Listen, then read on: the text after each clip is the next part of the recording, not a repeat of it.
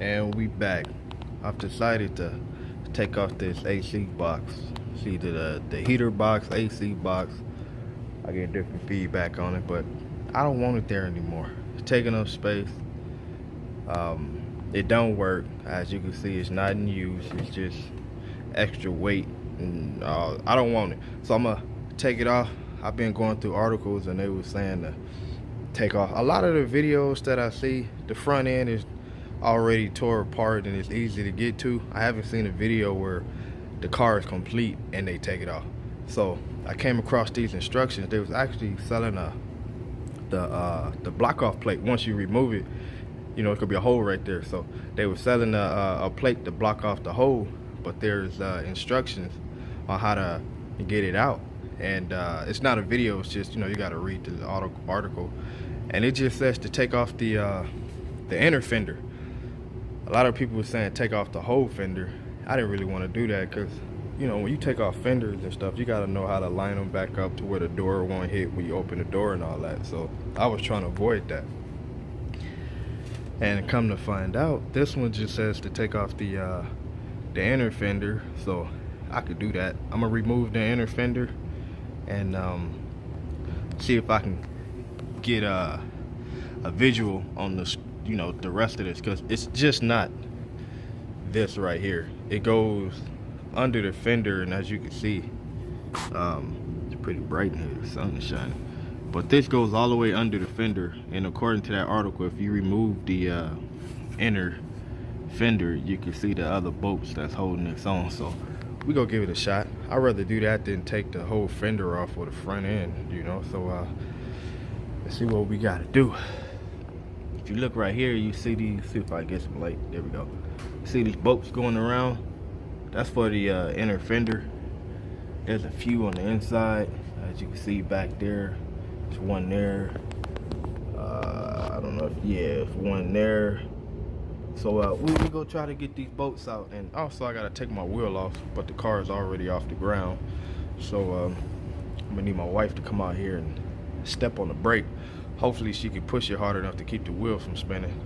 I sure don't want to put this car back on the ground just to take the lug nuts off, you know. So let's see how I'm gonna get this done. Alright, so the inner fender should be about ready to drop. I just want to show you what all I had to take off. It was a little more than I expected, but I still haven't taken my wheel off. I gotta call my wife. I've been lagging it, but anyway, I have to take off one here. That's two. That's three right there. It's a fourth one right up in there, and then you got 5 right here, and then there's 6, 7 back there, 8 up here, 9, 10. These 2 right here is to take off the reservoir, the coolant reservoir. So that's 9, 10. I mean, if you want to leave that on, if you can get it out with it on there, you can leave it on there, but I took it off. So that's 10, 11 right there, and you see this is hanging. For some reason, the inner fender is connected to this piece on the front end. It's like the lower part of the bumper or whatever. So to get to this, you got to go from the inside. Alright, so where we at here? Okay, let's back off in there. You have to remove the battery tray for one thing. So that's 10 under the bottom. To get the battery tray out, it's 11, 12, and then these 2 right here, 13, 14, you have to do from under the car. So that's 14. Then you lift up the battery tray, and then after you lift up the battery tray, you now can get to these bolts back in here. I think I was at 14. It's 15, 16, 17. Daggone number. Come on, focus. 18 down there. And then I'm not sure for yet, but there's a bolt right there. I'm not sure if that's holding the fender well also, but when I get ready to drop it out, if it don't fall from the front, then I know I gotta take off that bolt. So I forgot my count, but that's either 18 or 19. And then the last one, if you go the wheel well come around, and there's one more under here. I already loosened it. I believe this is the last one, so once I release this last bolt, it should drop out. But like I say, I still have to take off my wheel, because it's not gonna come out with my wheel on. So this should be the last bolt. So it's about 20 bolts you have to take off, and you know, we'll see if it fall out. So let me take this bolt off and see where I'm at. All right, so there was one more bolt. Remember I said there was two for the coolant reservoir? It's actually three. It was one more down there. So all the bolts are half inch, either a 13 millimeter or a half inch, either one will work. But the ones for the coolant reservoir are 10 millimeters. I tried a 3/8, it didn't work. I tried 11 millimeter, it didn't work. 10 millimeter. I get these out, at least for my car. I don't know if they was swapped out over the years, somebody put them in there or what, but mine was 10 millimeter. That's another thing with tools. I always buy millimeters, only because I know that a 3/8 will not fit a 10 millimeter, but a 10 millimeter will fit a 3/8. So if you buy metric, pretty much you can't go wrong, man. You know what I'm saying? Because if you get domestic and you come across the 10 millimeter bolt, a 3/8 ain't gonna get it off. So now you gotta go try to find a 10 millimeter. But a 10 millimeter, of course, they get off a 10 millimeter and a 3/8. So I usually buy metric. But as you can see, this bad boy ready to come down. Only reason I ain't pulled it all the way down, because what's the point? I still gotta take my wheel off. So let me get this wheel off. I gotta get my wife to hold the brake. Hopefully, like I say, she can hold it hard enough to where I can get these lug nuts loose. But let me go get her, take this wheel off, and I should be able to drop this inner fender. Like I say, it's about 21 bolts to get the thing out of here. This is one of the, I won't say the hardest ones to get out, because I've taken a couple inner fenders off, but I am gonna say this one has more to it than all the other ones. Usually it's not as, like I say, because this inner fender is holding, you know, part of the front bumper or whatever you want to call that. It's bolted up by the battery tray, and you know, it's bolted to a lot of stuff. Usually they don't do all that, but it's all good. We got it out. It wasn't hard. It's just a lot of bolts you got to remove. So enough talking. Let me get this thing out of here. Voila, got it all out. I'm actually looking from under the car instead of on top of the hood. So I got that inner fender well out, and yeah, it's about 21 bolts. And remember I was saying I wasn't for sure if that one back there needed to be taken out. Well, you didn't. That one could stay in. You don't have to remove that. So the inner fender bolts up to the battery tray, and then it slides in between here. Was it between here? Yeah, it slides in between here and bolts up with this part of the bumper design, or whatever you want to call it. And guess what? There's the rest of that stupid AC thingamajig. So my next step, get to the rest of these bolts, which I would never been able to get to with the inner fender well in, because you got 1, 2 here that I see. You got to take out this motor, and oh yeah, there's another bolt over there. So yeah, I would have never got to those bolts with that inner fender being in.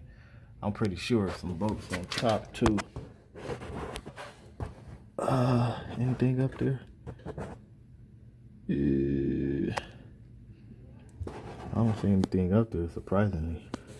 But I'm still gonna fit. Yeah, there go one right there to the right hand side. That rust spot to the right. So it's one bolt up there. I would have never got to that with the inner fender well on. So all right, that article was right. To get this out, all you have to do is remove the inner fender, and it give you the access to it. So let's get to it. We're gonna start by just going around this thing, and whatever bolts I see, I'm taking them out. So I got 2 here, two over there. We got a couple plugs to disconnect. I'm gonna disconnect those. And surprisingly, I don't see any more bolts on the top, but like I say, I gotta look around and make sure. Oh yeah, it's one, where is it at? Get it on camera, there you go. It's one back there, right there. So gotta get that one. And I'm pretty sure it's more. I'm gonna go underneath and I'll make sure to show y'all where all the bolts at. But let me get to them. So we found 3, let's remove those. All right, so far there was 3 at the top. So I'm gonna come around the bottom and unloosen so far at the bottom. Where am I? Where we at? Okay, there's one here. 2, 3, and there was that one at the top that I showed y'all a little earlier, right there, 4. So those are the ones I see so far. So let's get those. So remember, 3 at the top, 4 at the bottom. Let's get them. Let's get them. All right, there's one. There's always one. It's kind of hard to get to. Try to see if I can get the camera on it, but it's back in there. Let's see. All right. Okay, there it is. If you look down there to the left, right there, it's a bolt up under there, and to get it from the top, it's gonna be a monster. You got the dipstick in the way for the transmission, and then you got this flap right here in the way that's made on to the unit. But what I noticed, if you go underneath, you can get to it easier. So check it out. All right, from underneath the car, where we at? It's right there, right on the other side of that black hose. If you go underneath, you can get to it easy, but it's only easy for me to get to it because I took out my starter, because I'm actually doing some work on the car. I'm gonna put a turbo on it, so I had to remove the starter to get the header off. So you may have to remove the starter to get that bolt off. So if you go underneath and you can't see that bolt, probably because your starter is in the way, remove the starter and you can get that bolt. Oh, and another thing, all these bolts are 7/16 or 11mm. If you have one or the other, you can get it off. So it's right there. Go from underneath. To me, it was easier. Maybe it might be easier for you, you know, depending on your setup. But for me, it's easier to get underneath. And like I say, if you want to try it from underneath, remove the starter. So let's get that bolt. All right, the one bolt that I was talking about, I got it removed. But as I was removing that one, guess what? Look, there's one more. So there may be 2 you can get easier if you remove the starter. So it was that one I was talking about previously. I got it removed. It's actually a nut, and then this one is an actual bolt. So let's remove that one. That should be the last one, and see if we can get this thing off. All right, so we back at the top.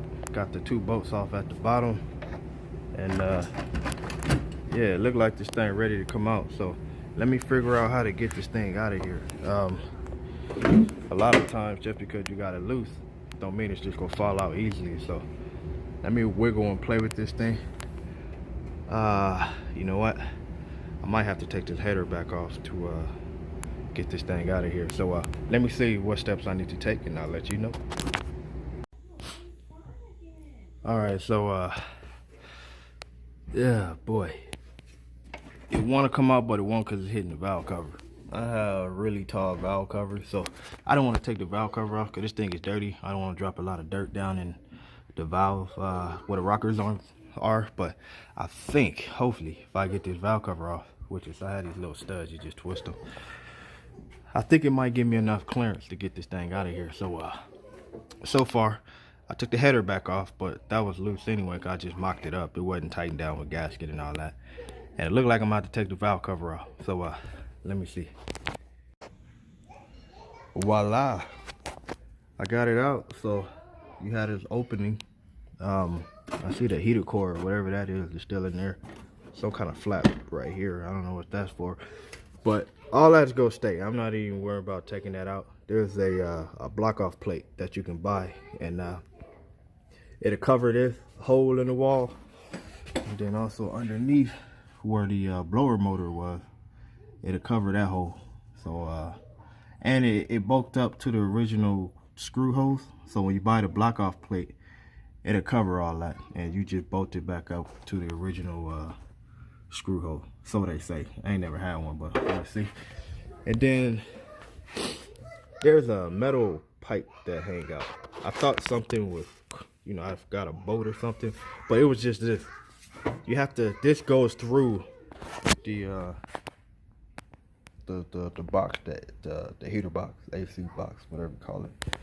So just make sure when you're pulling it off, this pipe and this hose, if it's still there, has to pull through, and that's it. You get it off. As I thought, I didn't want to take off my valve cover because drop all that dust and dirt in there, but I'll clean it up a little bit, and I need to change the oil anyway, so get some of this dirt out of here that fell off and landed in there. So we got it off though. Oh man, look at all the room. Look at that right there, man. I've never seen so much room.